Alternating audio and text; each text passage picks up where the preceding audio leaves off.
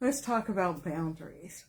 Boundaries seems to be one of the most uncomfortable topics for people. They know they need to set them, and maybe you have struggled with setting boundaries, and maybe there's that noise that, comes in and you hear it say, well, if you set boundaries, you're going to upset somebody. You're going to lose friends, you're going to lose your romantic partner, you're going to be alone, you will be the bad person, you'll look selfish. And that noise that you're hearing is from the past. It's not the present at all. And it's because somewhere along the way, you learn that it's very uncomfortable to have autonomy, to have free will, to make decisions for yourself. And you also learned at a young age to keep everybody else happy. So you took on the people pleaser role or the overgiving role because of some type of situation that happened growing up where you had to have adult responsibilities as a child. You had to manage emotions. You had to know when to bother a parent and when not, because they may get triggered and they may get set off. And you just learn, okay, I take care of everybody else. I put myself last and I be safe. And so that's often a root of boundaries. Or like for a lot of us girls, we're taught, don't be selfish, be a caretaker, be giving, be feminine. And somehow being all these things means that you can't have boundaries, that you can't say, this is where I draw the line with certain situations. And I know this personally. I struggled for years with setting boundaries, and when I started setting them, people who I thought would still like me didn't.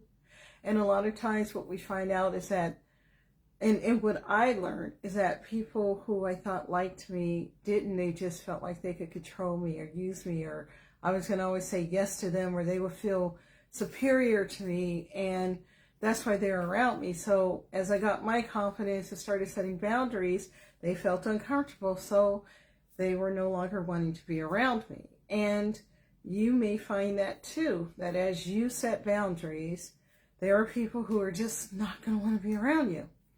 And it's going to be offensive. It may be hurtful. You may have a fear of being alone. But what it does is as you let that toxic energy go away, you get to attract healthier people who have their own boundaries and respect yours, and you guys can respect each other's boundaries. Now, how do you set boundaries? It's one of the hardest things to do. And I think the first thing you have to do is decide what you can and cannot tolerate, and what is your line, and what can you live with if you say yes, and what can you live with if you say no. And that's where you want to start. You want to just be very practical. And then you want to practice setting boundaries over one situation with one person that you deal with that you feel like is crossing your boundaries. And you want to just start there. You want to start small with one person, one situation, and then go from there. And as you get comfortable and you test that out, then you can spread out your boundaries to more situations and more people. But I think that saying no, remember, no is a complete sentence. And sometimes we don't say no because it just sounds harsh. But how many times have you said yes when you really wanted to say no? And when you said yes to other people, you're saying no to yourself. And so you have to also decide, what is your worth? Do you matter in this? And that could bring us some triggers, of past issues that, oh my God, am I supposed to matter? Am I being selfish? I want to keep everybody happy. That's what makes me a good person. So you have to decide to include yourself in your own compassion, your own empathy for yourself. So self-empathy, self-compassion, and self-worth. Know that you're worthy of putting your needs first. And, if they don't like your no, then ask yourself, why don't they care about what I'm going through? And why is it only about what they want from me? And that person who's mad at you saying no, can you go to them? And they will say yes to you and no to themselves. And often the person who's upset with you saying no, they tell other people no, and they expect people to set their, to respect their boundaries.